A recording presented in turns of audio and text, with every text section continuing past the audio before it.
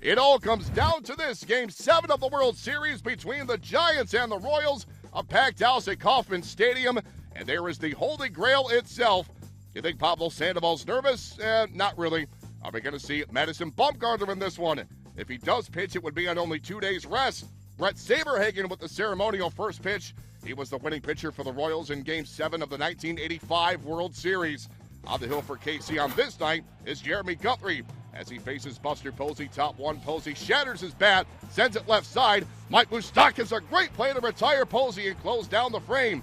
But in the top of the second, Guthrie in a bases-loaded no-out jam. Facing Michael Morse, he sends that one deep right field. Catch is made by Nori Aoki, but deep enough to score Pablo Sandoval on the sac fly. 1-0 Giants. Next batter, now with runners on the corners, Brandon Crawford sends that one into left center field. It's another sac fly. Hunter Pence scores, and the Giants have a 2-0 lead.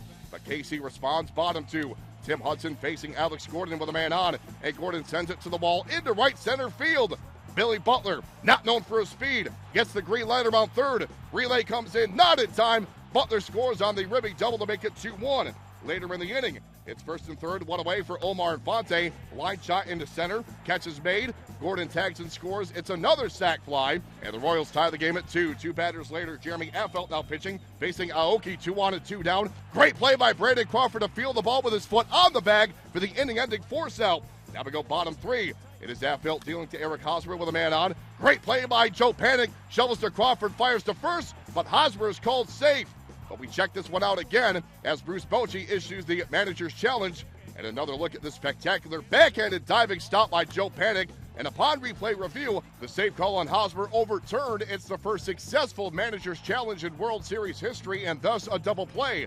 Now during the review, Joe Panik headed to the dugout to get a new belt to replace the old one, which was a wardrobe casualty of the great diving stop he made to get that twin killing started. Now we go top 4. Pablo Sandoval leads off the inning. He sends it up the middle. Omar Infante barehands and slips. He fires to first base, but not in time to get the panda. It's an infield single for Sandoval. Later in the inning, runners on the corners and one away. Kelvin Herrera inherits that jam from Guthrie. First man he faces, Michael Morse. The pitch, and Morse lines one into right field. That's a base hit.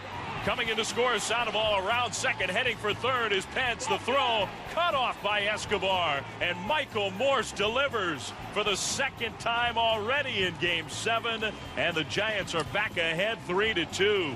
That is KNBR with the call. Now we go bottom 5, and look who it is for the Giants coming out of the bullpen. The Terminator, as far as the Royals fans are concerned. It's Madison Bumgarner, again pitching on just 2 days rest. Facing Aoki, bottom 5. Great running catch towards the line by Juan Perez with a man at second base. That's out number 2, and Mad Bum appreciates it. And the next batter, Lorenzo Cain, goes down to close the inning. And with that K, Bumgarner passes Kurt Schilling for the most innings ever in a single postseason. Mad Bum now with 48 2/3 and counting. Now we go bottom 7. Omar Infante, the wave and a miss to close down that inning. Bottom 8, Alcides Escobar could not check his swing. He is out number 1. And now with 2 men away, it is Cain back at the plate for the Royals. Swing and a pop-up. It got right in on the hands. Shallow center, Panik, the second baseman, makes the catch.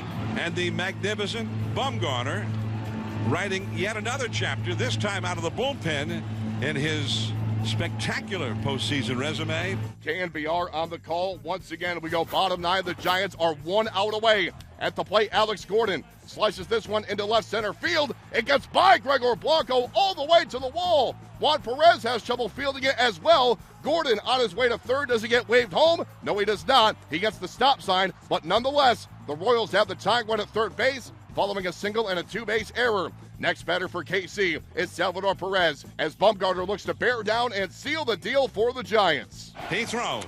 Swing and a pop-up.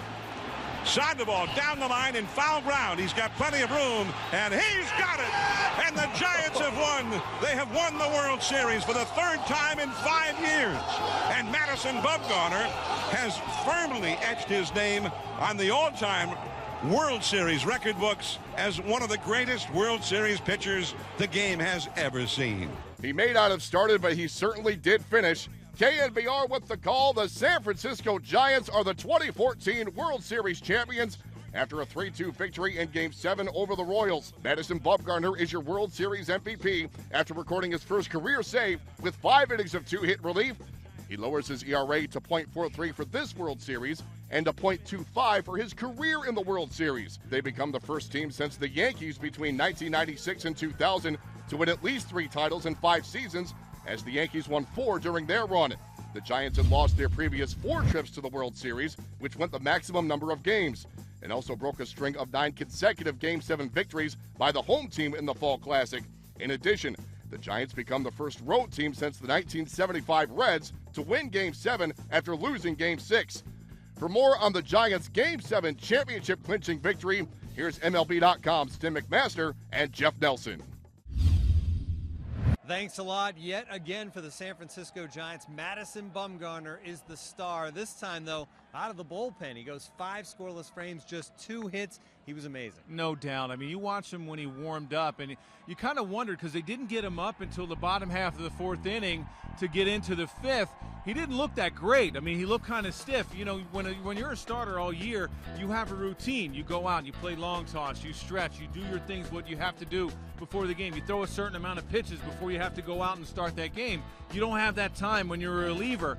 They tried to do their best, Bruce Bochy and the Giants staff, to get him that, extra warm up to go into the game. But what a tremendous job. I mean, this guy is a horse. It took him a little bit to get into rhythm. Kind of, when you talk about great starters, if you're going to get to these guys, you get them early. And the Royals didn't get to him early. He settled down. His velocity went from 91 in the 5th inning all the way back up to 94 in the 9th. And there was no way that the Giants were going to see anybody else come out of that bullpen besides Bumgarner. Yeah, and after the leadoff hit by Infante until Gordon's single in the 9th, 14 straight batters set down by Madison Bumgarner on his way to the World Series MVP.